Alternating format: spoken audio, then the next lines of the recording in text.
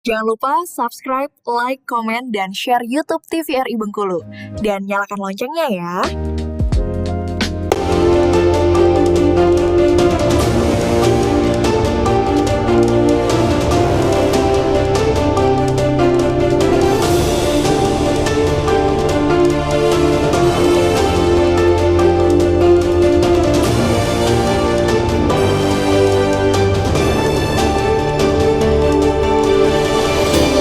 Ya pemirsa, Anda masih bersama kami tentunya masih di Berendo. Pemirsa, ketika kita berbicara mengenai makan bergizi gratis, tentunya ada banyak sekali hal yang perlu diperhatikan. Salah satunya adalah monitoring. Ini tadi setelah kita berbincang dengan narasumber kita bahwasannya ketika program makan bergizi gratis ini dilaksanakan, ada banyak sekali hal-hal yang harus diperhatikan seperti halnya tadi bukan hanya makanannya ya Pak ya, namun juga tempat lokasinya harus higienis, kemudian pengelolanya juga harus selalu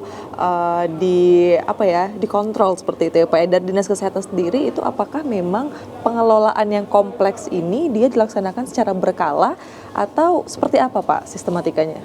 Yang jelas sebelum ada izin SPPH namanya ya, sarana pengelolaan itu mereka tuh ikuti standar yang berlaku. Standar yang berlaku itu harus ada izin IRTP-nya. Izin pengelolaan itu tuh syaratnya adalah yang mengelolanya itu sudah ada melakukan pelatihan, harus mendapatkan sertifikat pelatihan.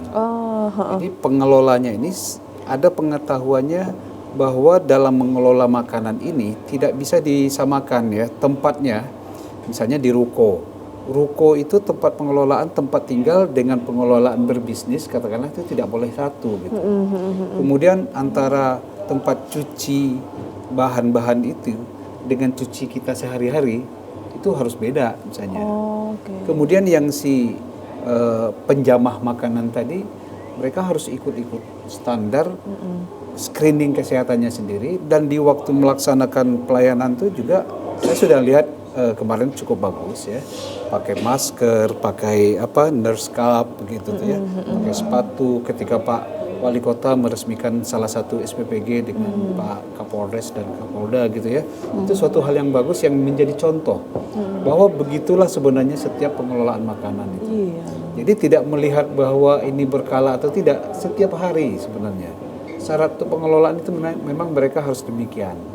Dan untuk mendukung itu saya katakan tadi bahwa sudah ada yang namanya cek kesehatan gratis yang memang di setiap puskesmas kita lakukan gitu. Jadi setiap penjamah itu tidak akan ditarik bayaran istilahnya gitu. Ketika mereka sudah masuk cek kesehatan gratis, mereka sehat, itu untuk dari sisi kesehatannya mereka sudah memenuhi persyaratan. Tinggal lagi bagaimana proses mereka ketika melakukan pengolahan.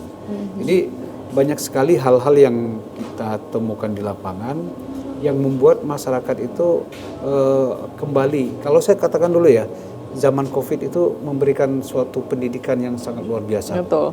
Ya, yang kita biasanya tidak Daring gitu ya. Canggung, pakai masker, canggung begini, cuci tangan. Cuci tangan tuh pendidikannya contoh. Ini kemarin kita pernah turun ke lapangan dengan salah satu sekolah itu tuh.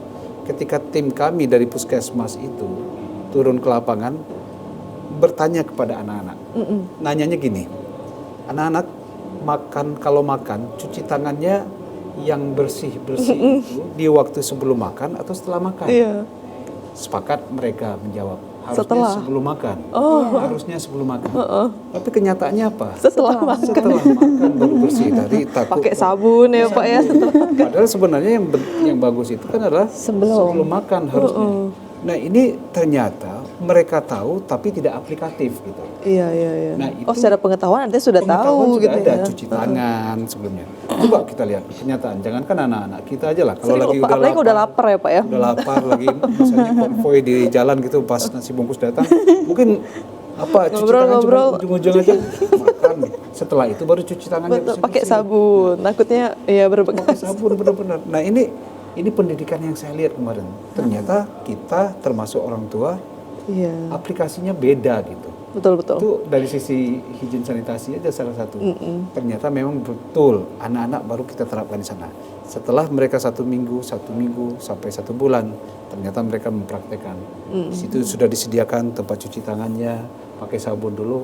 Bukan berarti setelah makan mereka tidak pakai sabun nggak apa-apa, bukan. Tapi yang jelas sebelum makan tuh kondisinya Harus bersih harus tangan, bersih. betul-betul Pak. Sampai ke situ pendidikannya, bukan hanya sekedar bukan sekedar ya, maksud saya itu tujuan utamanya asupan gizi yang betul-betul seimbang tadi, tapi proses kesananya adalah jangka panjang, mindset kata Mbak Jula tadi.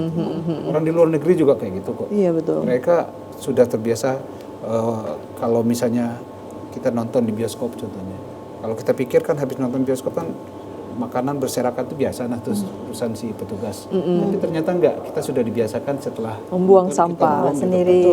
Nah yang proses-proses seperti ini yang coba Betul. kita ambil hikmahnya dulu sebelum sampai kepada tujuan yang utama. Kebiasaan kecil memang pada akhirnya menjadi kebiasaan besar ya, Pak, ya. Sesuatu yang besar gitu ya dari Iya, hal-hal kecil. Oke, baik. Ibu Umi, bahwasanya untuk menyusun menu bergizi gratis ini, Bu ya, artinya kan tadi harus ada gizi yang seimbang, harus ada banyak persentase dan lain-lain yang dipertimbangkan. Nah, itu tantangan terbesarnya apa, Bu, ketika dalam penyusunan menu untuk makan bergizi gratis ini, Bu? Kalau untuk saat ini penyusunan menu kan menjadi kewenangan dari BGN ya. Cuman dari standar-standarnya itu dalam penyusunan menu itu ada yang namanya satuan penukar bahan makanan. Nah, jadi satuan penukar bahan makanan itu gimana? Misalnya tadi kan kita sudah berbicara tentang gizi seimbang kan. Karbohidrat misalnya kita dari nasi 100 gram misalnya. Nah, 100 gram ini kalau misalnya ada suatu kondisi karena salah satu pesan gizi seimbang juga kan harus makan beraneka ragam. Ya. Nah, jadi 100 gram nasi ini bisa dipadankan gitu dengan misalnya 150 gram kentang. Nah, jadi itu ada menu namanya substitusi. Jadi sebagai bahan penukar itu. Jadi kalau misalnya di suatu wilayah mau menyusun menu gitu kan, karena kalau saya lihat itu ya dari penyusunan menu di BGN karena dia kan SPPG itu melayani 3.000 orang ya Pak ya. Nah, jadi kalau kendala mereka menurut mereka itu masih belum ada supplier yang mencukupi untuk 3.000 ini. Jadi untuk menu-menu misalnya ikan kayak gitu. Mereka misalnya ikan lele. Jadi kayak gitu Pak menurut mereka. Jadi itu memang sebetulnya memicu untuk UKM lokal misalnya mau ternak lele gitu untuk bisa, karena kan untuk saat ini baru ada 13 ya untuk suppliernya baru 13 kan. Nah, menurut informasi kan nanti masih ada kekurangan tadi kan Pak ya 26 100-an lebih. Jadi itu sebetulnya untuk memicu pemberdayaan ekonomi lokal tadi. Jadi ini berbalik lagi tentang gizi seimbang tadi, misalnya penyusunan menu tadi. Kalau saat ini kan masih menunya di daging itu kan karena relatif mahal kan dia menurut mereka paling 1 minggu sekali. Hanya yang aman-aman ya ayam sama telur. Kalau untuk yang menu-menu yang misalnya ikan kan itu kan tingkat alergennya tinggi. Nah, itu juga masih menurut informasi mereka masih dikaji. Jadi sekarang mereka masih main menu aman gitu untuk memicu alergi. Tapi sebetulnya kalau ada satu wilayah katanya di daerah Kaur sudah memakai ikan itu. Karena memang relatif di daerah pantai itu. Iya, ini penting juga ya. Kalau alergi itu kan ada beberapa siswa-siswi yang mungkin alergi terhadap menu makanan gitu ya. Nah, seperti apa ini pengelolaannya, pengaplikasiannya? Nah, itu tadi kan biasanya kalau menu-menu yang aman tadi kayak ayam, ikan, daging, ayam, telur, daging itu kan biasanya alergennya rendah. Jarang gitu orang-orang yang anak-anak yang alergi ini. Gitu. Kalau memang misalnya ada tingkat alerginya itu dari pihak SPPG, dari ahli gizinya itu sudah dikaji sebelumnya itu. Masih secara ini sudah ada kajiannya itu. Udah dilihat mana sih anak-anak yang ada alergi enggak gitu.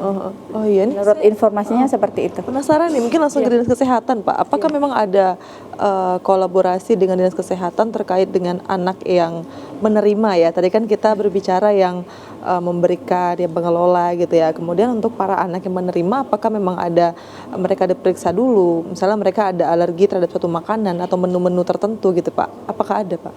Sebenarnya kita nggak pula harus menakut-nakuti mereka tidak. Iya. Artinya bergulir secara alami saja. Tapi sudah dilakukan semacam survei, sudah dilakukan semacam pendekatan bahwa makanan yang diberikan itu tentu makanan yang aman.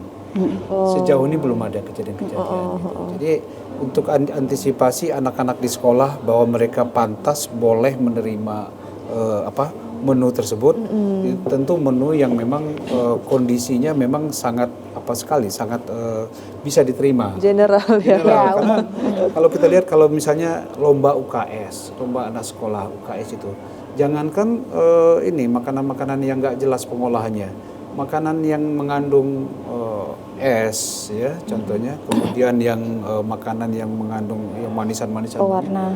itu mereka itu sangat diperhatikan, jangan sampai banyak makanan-makanan seperti itu. Nah, jadi di sekolah pun sebenarnya ketika waktu masih banyak kantin yang beredar di sana, mereka sudah diwati-wati, apalagi makanan yang memang sudah diawasi oleh ahli gizi. Jadi tidak masalah anak di sekolah itu, mudah-mudahan mereka aman dengan seusia mereka. Kalaupun terjadi hal-hal yang tidak diinginkan, ya kita kan juga sudah dibekali guru-gurunya dengan ilmu bagaimana mengatasi kejadian darurat. Betul, karena saya pikir ada semacam kayak screening di awal gitu ya Pak, ya nggak ada ya, belum. Tapi sejauh ini kalau untuk menunya memang diberikan menu yang secara umum dia memang general. aman, secara general dia aman untuk anak-anak gitu ya Pak ya. Baik, terakhir Pak mungkin bisa memberikan harapan ke depannya terkait dengan program makan bergizi gratis ini, silakan Pak. Ya, terima kasih. Jadi MBG atau makanan bergizi gratis ini kan adalah sebuah program yang mungkin awal tahun ini baru dilaksanakan. Tentu dalam perjalanannya mungkin banyak mengalami hambatan, tantangan, dan ini bukan kita menyalahkan pada satu pihak, tapi kita bersama-sama mengambil peran. Kalau memang terjadi kekurangan, kita atasi. Dan sejauh ini kami melihat perjalanannya baik-baik saja. Cuma sekarang kita di Provinsi Bengkulu khususnya bagaimana program ini cepat terserap, bisa anak-anak menikmati semuanya. Dan oleh karena itu untuk meningkatkan cakupan yang katakanlah masih 10-15% ini, kita tumbuh kembangkan supaya sasarannya anak-anak sekolah tersebut bisa menikmati program ini dengan sebaik-baiknya. Dari pusat sudah mendukung, ada badan yang khusus menanganinya. Tinggal kita dari OPD terkait mendukung dengan caranya sendiri, dan tentu ini harus didukung dan disupport dari masyarakat semua, bahwa ini harus kita dukung karena tujuannya baik untuk kepentingan kita bersama. Iya, baik, terima kasih Bapak. Mungkin Ibu ingin menambahkan Bu? Mungkin dengan program MBG ini diharapkan dari dini memberikan pendidikan gizi yang baik. Oh, seperti ini loh ternyata susunan menu yang bagus, pemilihan menu yang baik untuk gizi yang berkualitas. Nah, kemudian di situ kan juga pembiasaan PHBS-nya dari situ kan pasti sebelum makan pasti disuruh cuci tangan kayak gitu kan. Nah, itu pembiasaan dari masa sekolah, mudah-mudahan itu akan menjadi kebiasaan sampai dia nanti dewasa, sampai dia nanti berumah tangga kayak gitu, untuk menciptakan generasi yang berkualitas. Terima kasih banyak Bapak, Ibu, dan tentunya kita semua mendukung ya Pak ya program makan bergizi gratis ini, tentunya untuk masyarakat dan juga anak-anak generasi muda yang ada di Provinsi Bengkulu khususnya. Dalam hal ini kita juga membutuhkan banyak sekali kolaborasi dari semua pihak terkait, karena pemirsa seperti yang kita ketahui bersama bahwasannya program makan bergizi gratis ini bukan hanya soal bantuan saja, tetapi juga soal membangun generasi yang sehat dan cerdas. Akhirnya saya Aldila Vidya pamit undur diri. Wassalamualaikum warahmatullahi wabarakatuh dan sampai jumpa.